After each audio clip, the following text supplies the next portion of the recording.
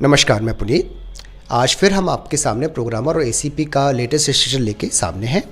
बहुत से students continuously message भी कर रहे थे और फ़ोन कॉल्स भी हमारे पास आ रहे थे कि सर इसका क्या चल रहा है।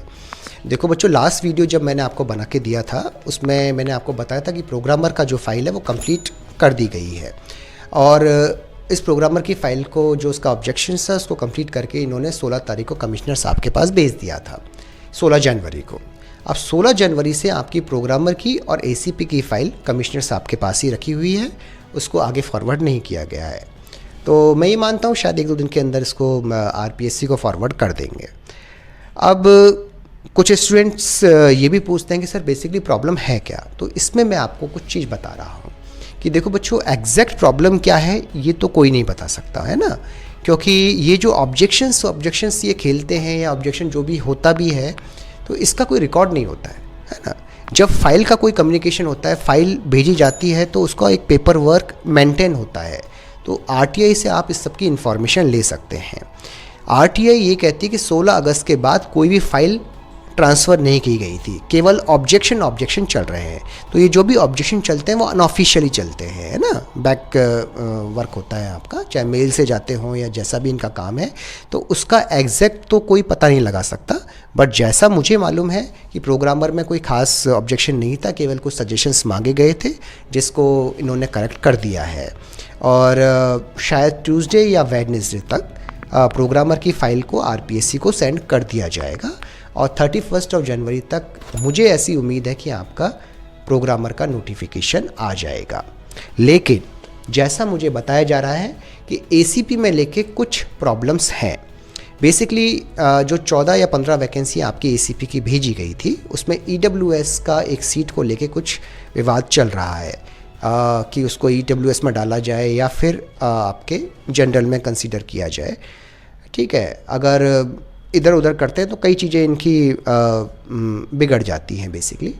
तो इन लोगों का मानना है कि ऐसा किया जाए कि जो पहले डीपीसी है उसको करा लिया जाए। डीपीसी कराने के बाद जो एसीपी की पोस्ट खाली होती हैं उस पोस्ट को इसके अंदर इंक्लूड कर लिया जाए, क्योंकि अगर अभी नोटिफिकेशन निकालते हैं और बाद में डीपीसी के बाद जो पोस्ट खाली होती हैं एसीपी की वो इंक्लूड करते हैं तो उसमें एक लॉ काम करता है।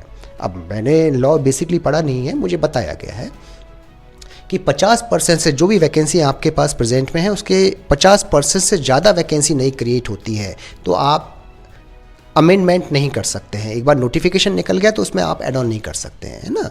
उसके लिए फिर आपको नया नोटिफिकेशन निकालना पड़ रहा है। तो डीपीसी के बाद जो एसीपी की नई पोस्ट क्रिएट हो रही हैं वो प्रेजेंट पोस्ट की 50% से ज़्यादा क्रिएट हो रही है, तो उसको किसी भी तरीके से अमेंडमेंट नहीं किया जा सकता।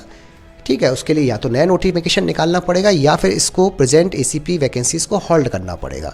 होल्ड करने के बाद पहले डीपीसी कराई जाए, फिर जो भी वैकेंसीज़ खाली हो रही हैं इन दोनों को इंक्लूड करके फिर एक नया नोटिफिकेशन निकाला जाए। अब होगा क्या ये तो देखते हैं। डिपार्टमेंट कमिश्नर हैं, सेक्रेटरी हैं, वो इस पर क्या डिसीज़न लेते हैं। हो सकता है अभी जो फाइल है उसी में कुछ करके और नोटिफिकेशन निकाल दें, या ये लोग डीपीसी का वेट करें। अगर डीपीसी का वेट करते हैं तो ये मान के चलें कि 5 से 6 महीने तो आपके इसमें लग जाएंगे, उससे पहले तो आपका कुछ होना नहीं है एसीपी वालों के लिए।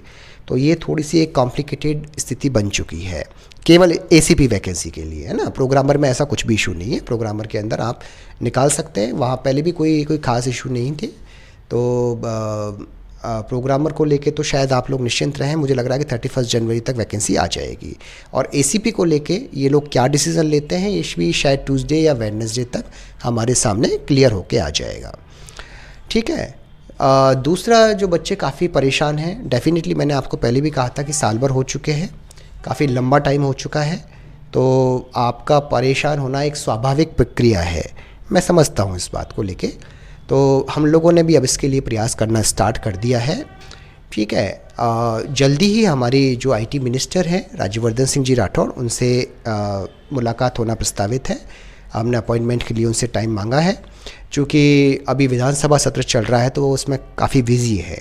तो मुझे ऐसा लग रहा है कि 24-25 या फिर 28 या 29 के आसपास हमें इनका टाइम मिल सकता है जब से, तो उनके सामने भी हम ये सारी बातें रखकर आप लोगों का पक्ष रखने का प्रयास करेंगे।